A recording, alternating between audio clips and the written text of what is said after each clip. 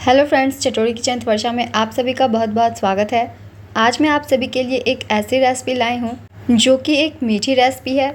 इससे आप खाएंगे, आपको मिठाई का टेस्ट भी आएगा, केक का टेस्ट भी आएगा और रसमलाई का भी टेस्ट आएगा। तो इतनी गज़ब की ये मिठाई बनी हुई है, ना ही मावा लगे हैं, ना ही खोए और ना ही घी। तो चलिए दोस्तों, बनाना शुरू करते हैं ये सिंपल सी मिठाई, जिसे आप हर फेस्टिवल में बना सकते हैं या फिर आप मीठे खाने के शौकीन हैं तो इसे बना के रख सकते हैं फ्रीज़ में। ये कम से कम 5 से 6 दिनों तक ख़राब नहीं होगी। तो चलिए बनाना शुरू करते हैं। बहुत ही सिंपल ये मिठाई की रेसिपी पसंद आए तो इसे लाइक कर दीजिएगा और इस तरीके की सिंपल रेसिपीज़ के लिए चैनल को भी ज़रूर सब्सक्राइब कर लीजिए। तो चलिए स्टार्ट करते हैं बनाना। तो इस मीठे को बनाने के लिए सबसे पहले हम ले लेंगे मिक्सर जार और इसमें डालेंगे सूजी। तो सूजी देखिए मैंने 1 कप जितनी ली है, इसे डाल दीजिए क्योंकि इसे हमें थोड़ा पीस के बारीक कर लेना है। अगर आपकी बारीक वाली भी सूजी है तो एक बार ग्राइंड कर लीजिएगा ताकि हमारे अच्छे से ये रेसिपी बने।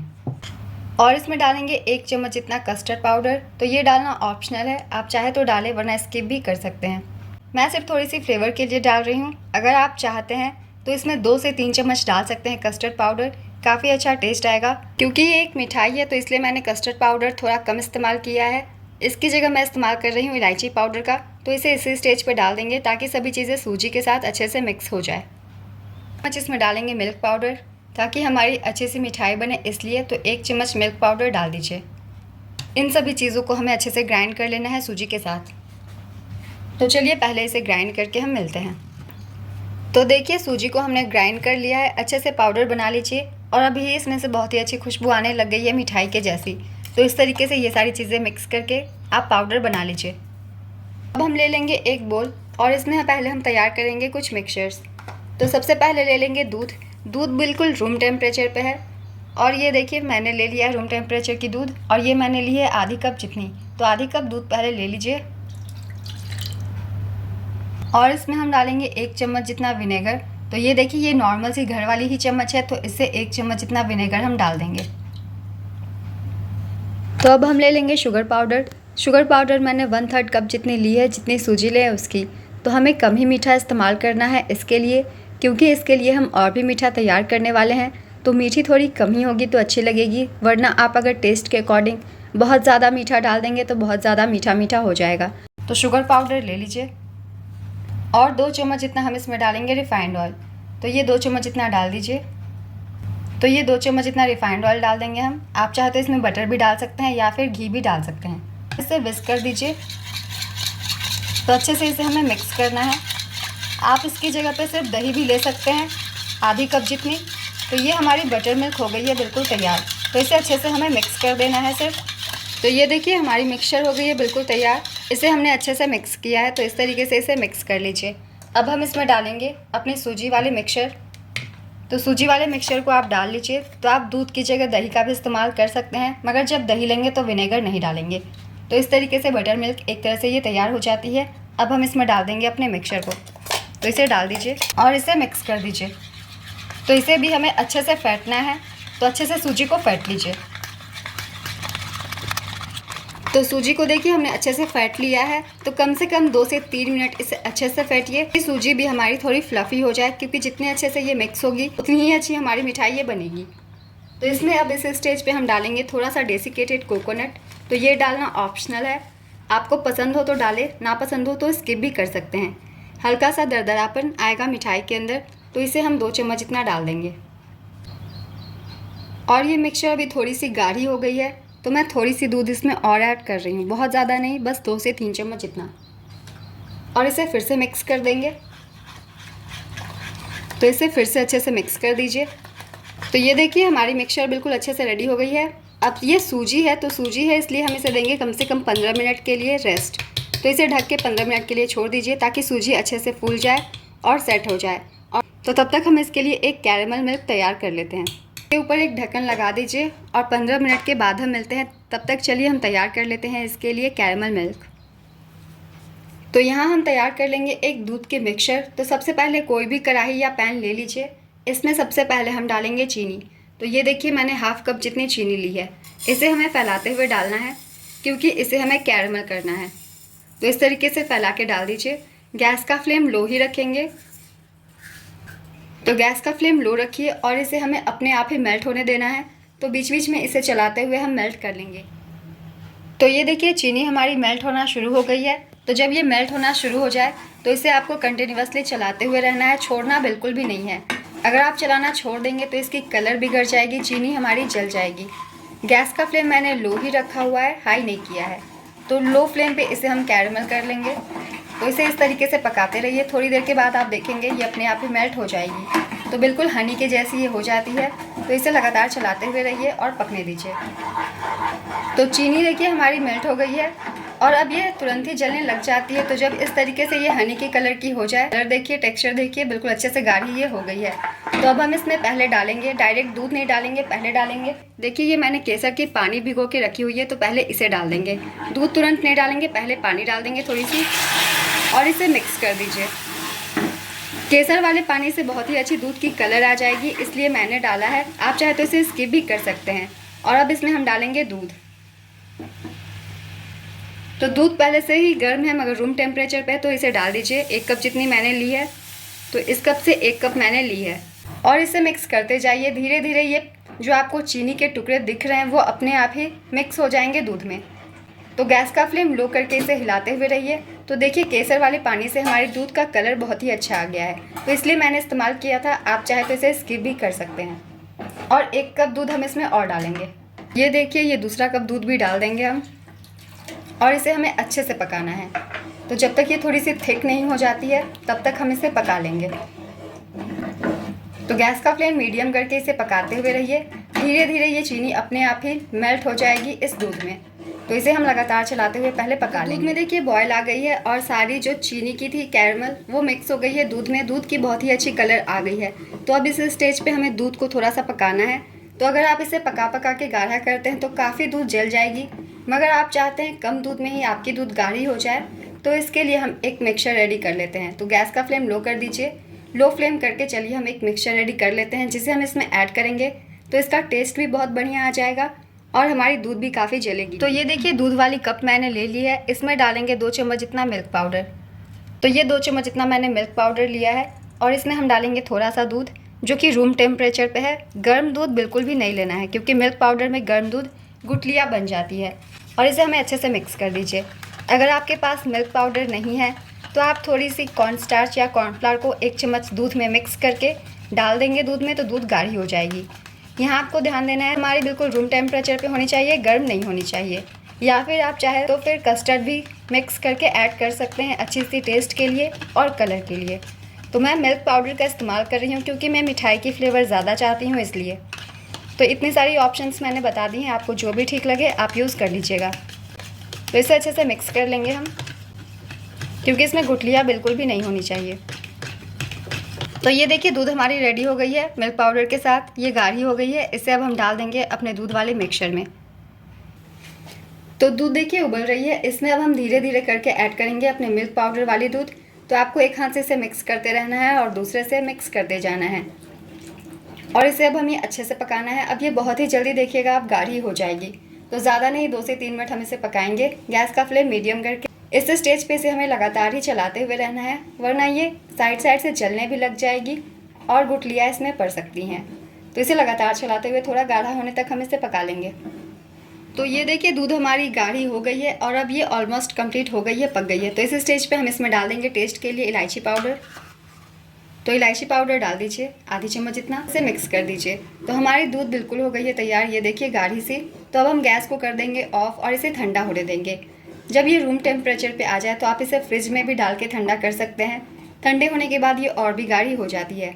तो इलायची के पाउडर को डालने के बाद बस 1 उबाल आने देना है और इसके बाद गैस को ऑफ करना है। तो ये देखिए 1 बॉयल जो है आ गई है। तो अब इसे कर दीजिए ऑफ और इसे पहले हम ठंडा होने देंगे। तो गैस को कर दिया है ऑफ, अब इसे ठंडा होने दीजिए। चलिए अपनी सूजी की तरफ चलते हैं। तो इतने देर में हमारी सूजी भी अच्छे से फूल गई होगी, तो इसे एक बार हम और विस्क कर लेंगे। तो ये देखिए सूजी ने थोड़ी सी दूध जो है एब्जॉर्ब कर ली है। सूजी हमारी अच्छे से सॉफ्ट हो गई है। तो इस स्टेज पे थोड़ा हम इसे और पतला करेंगे, तो इसमें हम थोड़ा सा दूध और ऐड कर देते हैं। तो दूध को देखिए थोड़ा मैंने डाल दिया है और इसे फिर से मिक्स कर दीजिए। तो अच्छे से हमें मिक्स दे देना है। तो पहले आपको इस तरीके से मिक्सचर जो है बिल्कुल परफेक्ट मेजरमेंट से रेडी कर लेने हैं। सूजी को ज़्यादा गीला मत कीजिएगा कि गीली हो गई तो ये अच्छे से बेक नहीं होगी। कंसिस्टेंसी आप देख सकते हैं बिल्कुल इस तरीके की है। देख के आपको समझ में आ रहा होगा कि सूजी को आपको किस कंसिस्टेंसी में रखना है। तो अब हम इसमें डाल देंगे बेकिंग पाउडर। बेकिंग पाउडर मैंने लिया है 1 टीस्पून जितना। इसमें ½ टीस्पून जितना हम लेंगे सोडा। तो ये सोडा डाल दीजिए। इसके ऊपर थोड़ी सी दूध और डाल देंगे ताकि ये एक्टिवेट हो जाए और इसे फिर से मिक्स कर लीजिए। अब ये बैटर हमारी बिल्कुल फ्लफ़ी तैयार होगी। तो इसे हमें मिक्स कर लेना है। आप चाहे तो बेकिंग पाउडर और सोडे की जगह सिर्फ इनो 1 चम्मच जितना डाल के इसे बना सकते हैं।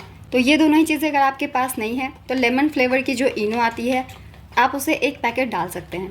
तो आप दोनों में से कोई भी एक ऑप्शन यूज़ कर सकते हैं। तो देखिए हमने अच्छे से मिक्स कर लिया है सोडे को और बेकिंग पाउडर को। तो ये और भी ज़्यादा हल्की हो गई है, फ्लफ़ी हो गई है। तो इसे रखते हैं साइड पे और अब हम तैयार कर लेंगे एक कंटेनर। तो मैं इसे कर रही हूँ बेक। आप चाहे तो स्टीम दे के भी इसे बना सकते हैं पानी के ऊपर। तो अब इस प्लेट को थोड़ी सी ऑयल से मैंने ग्रीस कर दी है। आप चाहे तो ऊपर से मैदे की भी डस्टिंग कर सकते हैं, बहुत ही ईज़िली ये निकल जाएगी। तो इसलिए सिंपल मैंने स्टील की प्लेट ही ली है। आप यहाँ चाहते हैं तो केक टिन में भी इसे बेक कर सकते हैं। तो मैं इसे बेक ही करूँगी। आप चाहे अगर तो छोटी छोटी कटोरियों में भी स्टीम भी कर सकते हैं या फिर सेम तरीके से बेक भी कर सकते हैं। बेक करते हैं तो थोड़ी ड्राई हमारी मटेरियल होती है जिससे कि मीठे का टेक्सचर और भी बढ़िया आता है। तो चलिए प्लेट को मैंने इस तरीके से ग्रीस कर दिया है। अब इसमें हम डाल लेंगे मिक्सचर। तो इसे डाल दीजिए। पूरे प्लेट में मैंने इसे फैला लिया है और एक बार इसे टैप कर दीजिए।